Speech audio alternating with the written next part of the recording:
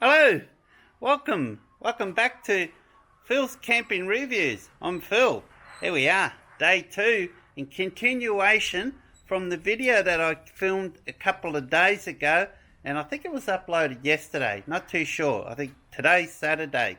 Let's go start installing this HD camera inside my Pajero here.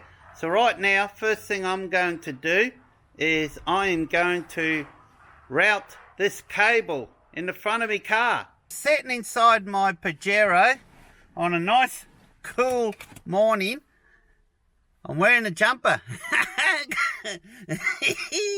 About time some cooler weather coming, so I can 100% say now that we have got camping weather here. How awesome is that? So let's have a look and see what we got here. So this is my vehicle here. Now this is my rear vision mirror. So I think an ideal spot will be below it, just here. So I've already cleaned a bit of an area there, and what I've used to clean that, I've got this Bowden's Naked Glass Cleaner that you see here, and I used a really nice cloth. I want to try to route all this cable now, and so I've got a couple of cigarette lighter sockets down below here that I'm going to utilize.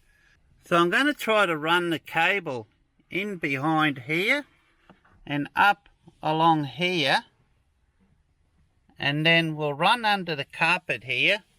We'll come down the side here, like I've got another cable set up here, and I've got the cigarette lighter socket just near the gear stick here that we can get access to.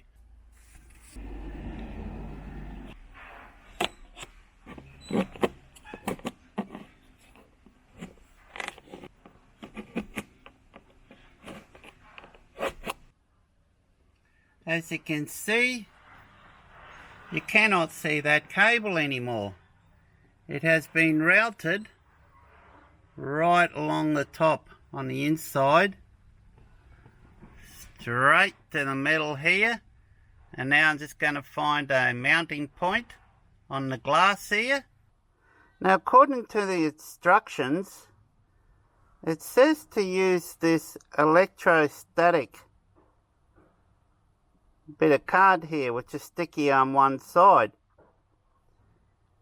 Some have complained that this has fallen off, so they've supplied this additional, what they've called a primer adhesion promoter. You stick this onto side 1, this sticks onto the glass, and then once that's done we'll peel off number 2. I don't know what the purpose of this is for, so I'm going to go by the instructions and try this, and hopefully it'll stay in place. I would hate for this camera to actually fall off the glass while I'm driving along. If I'm not happy with it, I'm going to just use the 3M double coating tape. Let's just see how this turns out. We'll give this a shot. I've never seen anything mounted in such a fashion. It said it had some type of adhesion on it, and it basically looked like a bit of tissue paper, which smelled like glue. When I did the unboxing the other day, you could actually smell what smelled like a very strong kind of fiberglass based, and I thought that was weird. Now I realise it's this type of glue. So I thoroughly cleaned the windscreen, and I've applied as much as this paper backing stuff and smeared it on the back, and it seemed like it left a really thin film, and I've applied it onto the windscreen here, but I'm not confident enough to use that, because I don't know. I'm very familiar with 3M double-sided tape. I know with the 3M double-sided tape there should be no way that that will come off. And because of our climate here as well, with our very harsh UV and very, very hot sun, It's almost like you've got a furnace. It's going to be like a furnace is going to be hitting that. And the glass gets so hot. I can't see how this is going to work too well. So I've got it on here for a while now, and I've pressed it on, and I don't trust it. So I think I'm going to remove it. Yeah, that just peeled off so easily. I'm not going to use that. So what I'm going to do is I'm going to re-clean that windscreen, and I'm going to mount that mount directly onto the glass. So I've completed installing the Vantrue N4 Pro camera. I had to think then. So what I've done is the rear data cable, I ran it under the panels inside my vehicle. So they're hidden quite well now. And because it's on the rear door of the Pajero that swings open, I've had to mount it in such a way as shown here, so that there's some flexibility so it can allows me to open and close the door. Now this is the rear camera, so I've mounted pretty much centralized on the vehicle. I know it's very poor condition, the window tinting on this vehicle, so I've cut some of it away to give a clear line of sight to the back of the vehicle. And as I mentioned, it is 165-degree viewing angle. So with the door closed, there it is right there. And let me tell you, that was quite simple. There was no difficulty there involved whatsoever. So any one of you would be able to install these.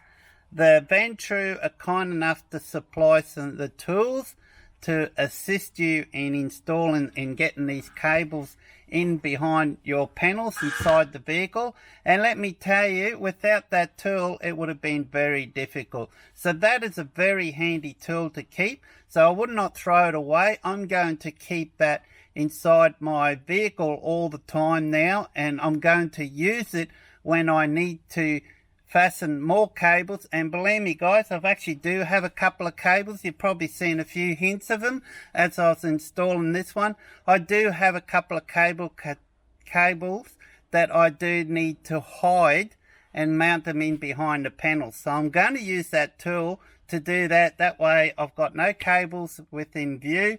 It's going to be awesome. So now once you've done that, you basically then turn it on, and what it's going to ask you is if you want to use English, you can change to a different language.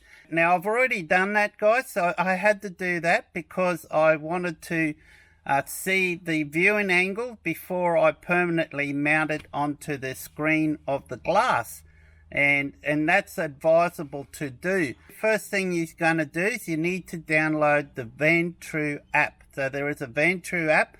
So whether it's compatible with your iOS devices or your Android devices. So I've got an iPhone here. Now I've already downloaded the Vantrue app. We're going to go into the settings on the main device up the front here. We have to connect to the Wi-Fi of the device through the Vantrue app. So I'm going to connect to the device. I'm going to connect to its Wi-Fi. So, and that's what we're doing now. Make sure you actually have the Wi-Fi turned on. Connect to, as you can see, you got a choice of either 5G or 2.4G. I'm going to choose 5G because my phone is compatible with 5G. There it is. We joined now. Now that we're connected to the app, to go into the settings, you have to make sure you turn recording off. And to do that, there's a little light here. If you've got an orange flashing light on the bottom left here, that indicates that this is actually recording. And while it's recording, you cannot go into the settings. System setup. Remember, you cannot go into the system setup if the device is actually recording. So you got to press the left button on the bottom once, and that stops the recording. And as you can see, I've been reading the manual here.